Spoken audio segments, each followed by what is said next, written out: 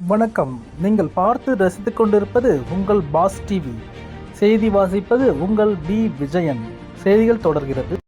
புதுச்சேரி அதிமுக மாநில செயலாளர் அன்பழகன் செய்தியாளர்களிடம் கூறியதாவது: திமுக கூட்டணியில் அட்டவணை பிரிவினர்களின் உரிமைகளை தங்களது கட்சி மூலம் ஒட்டுமொத்தமாக தாரை வார்த்து கொண்டிருக்கும் விடுதலை சிறுத்தைகள் கட்சி தலைவர் திரு திருமாவளவன் ஆலோசனையும் அறிவுரையும் அதிமுகவிற்கு தேவையில்லை.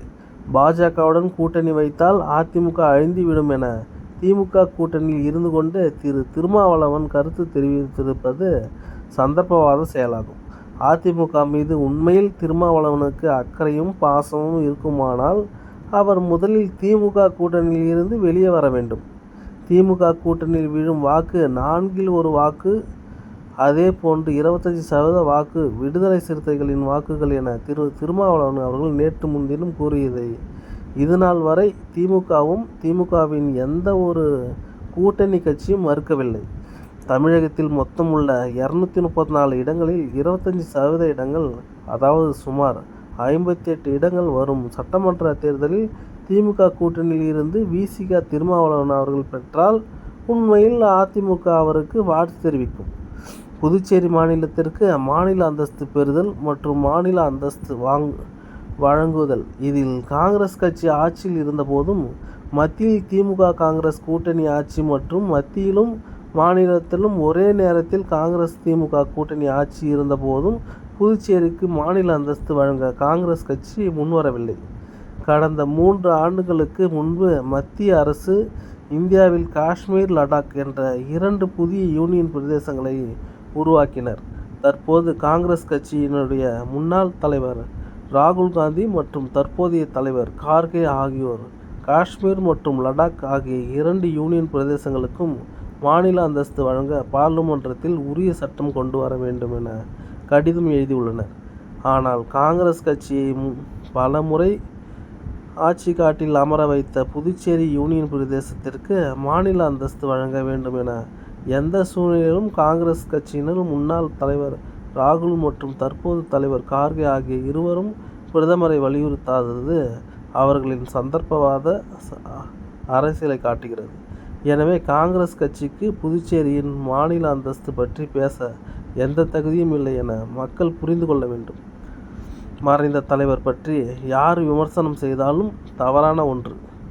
அந்த வகையில் பெருந்தலைவர் காமராஜரை பற்றி கொச்சைப்படுத்தி பேசுவது தவறு. திமுக தலைவர் ஸ்டாலின் அவர்களுக்கு மிக நெருக்கமானவரான பாராளுமன்ற உறுப்பினர் சிவா அவர்கள் மறைந்த காமராஜர் பற்றி தரக்குறைவான கருத்தை தெரிவித்துள்ளார்.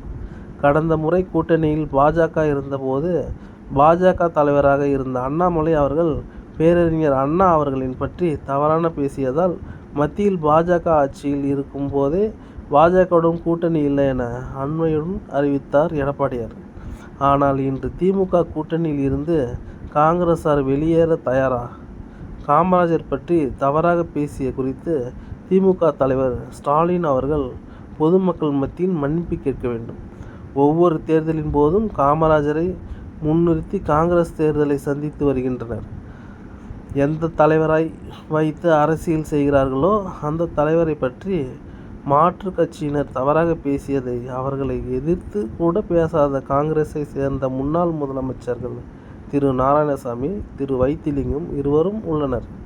திமுகவை கண்டித்தால் எதிர்வரும் சட்டமன்ற தேர்தலில் மிகப்பெரிய பாதிப்பு நமக்கு ஏற்படும் என வாய்மூடி மௌனம் காக்கின்றனர். அற்ப வாக்கு வங்கிக்காக பெருந்தலைவர் காமராஜரை விசாரித்த திமுகவை கண்டிக்க கூட திராணியற்ற கட்சியாக உள்ளது காங்கிரஸ். வரும் தேர்தலில் திமுகவுடன் காங்கிரஸ் கூட்டணியில் இருந்தாலும் காங்கிரஸ் தொண்டர்கள் திமுக வேட்பாளர்களுக்கு சரியான தண்டனையை வழங்க வேண்டும். பெருந்தலைவர் காமராஜர் பற்றி தவறாக பேசி திமுக பாராளுமன்ற உறுப்பினர் சிவாவின் கருத்தை அனைத்தையும் அதிமுக வன்மையாக கண்டிக்கிறது.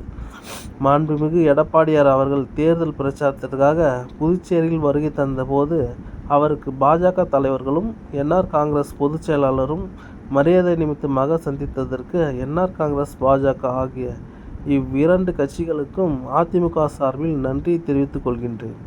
இவ்வாறு அவர் கூறினார்.